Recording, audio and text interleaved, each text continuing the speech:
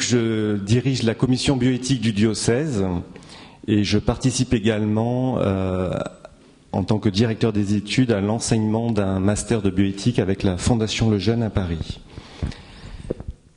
Donc aujourd'hui, le premier thème de ces 3 états généraux qui nous réunit dans cette salle, c'est le thème des mères porteuses. Et c'est tout simplement parce qu'un groupe de travail du Sénat, donc on est bien content que vous soyez là, Madame le Sénateur, s'en est emparé, rendant le 25 juin 2008 des conclusions favorables à un revirement de la législation en faveur de la gestation pour autrui. Avec un retentissement médiatique qui est très important depuis, parce que c'était un sujet, une question qui s'est toujours posée, mais qui, a priori, ne devait pas être un des grands chapitres de la révision de la loi bioéthique. Et depuis, dès qu'il y a un article dans la presse, le thème des mères porteuses est systématiquement abordé. Tous les rapports rendus depuis ce rapport sénatorial par les instances compétentes qui doivent préparer la révision de la loi, donc il y a le Comité national d'éthique, il y a l'Agence de biomédecine, il y a l'Office parlementaire d'évaluation des choix scientifiques et technologiques, dont le vice-président est le député Jean-Sébastien Vialat, et le Conseil d'État bientôt, rendent des textes qui se positionnent par rapport à ce thème de la gestation pour autrui.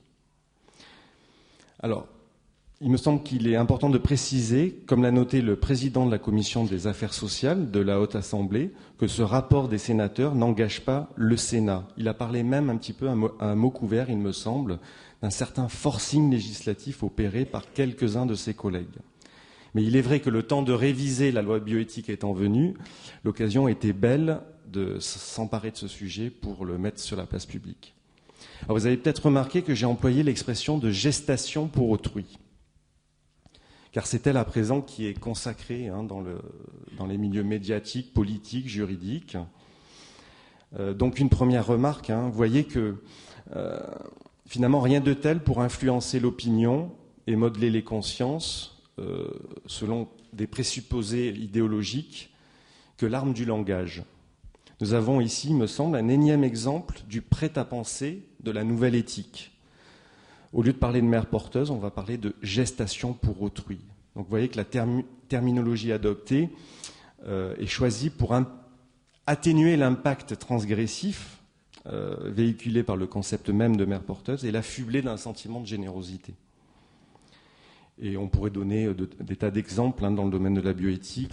Les Hollandais ne parlent pas d'euthanasie, mais d'interruption volontaire de vie. L'ONU, quand il promeut des campagnes d'avortement dans les pays du tiers-monde, parle de santé reproductive, etc. Vous voyez, on euphémise les termes. Finalement, dans la langue de l'éthiquement correct, on pourrait dire, le mot n'est plus un instrument qui sert à désigner une réalité, mais qui interdit certaines idées d'accéder à la conscience. César dominus est supra grammaticam. Le pouvoir de César s'étend même sur la grammaire, dit l'adage. Voilà, je referme la parenthèse.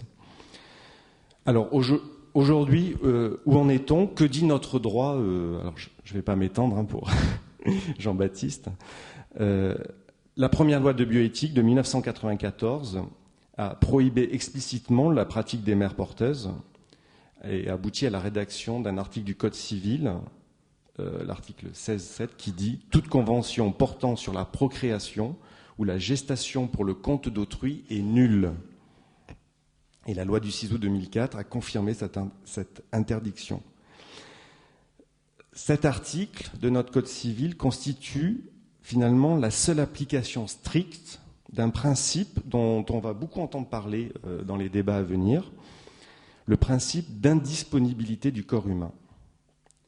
Et la vertu capitale de ce principe est qu'il préserve contre la marchandisation du corps humain.